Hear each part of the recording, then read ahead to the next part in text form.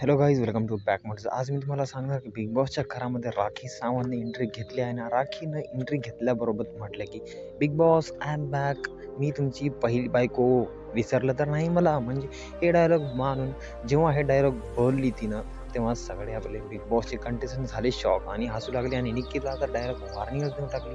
निक्कीला म्हटलं की निक्की तंबवली, तुला आता मी सोडणार बाहेर. आणि हे डायलॉग ऐकून निक्कीची सुद्धा थाट उतरली.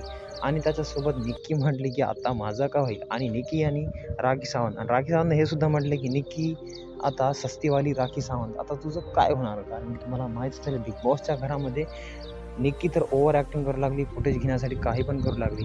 जसं आपली राखी सावंत करत होती त्याच प्रकारे आता बघूता, एक ओरिजिनलवाली राखी सावंत आणि एक आपली डुप्लिकेट राखी सावंत म्हणजे निक्की. आता बघूता दोघे मिळून काय धिंगाणा करतात, बिग बॉसचा काय उट्ट्या लावतात.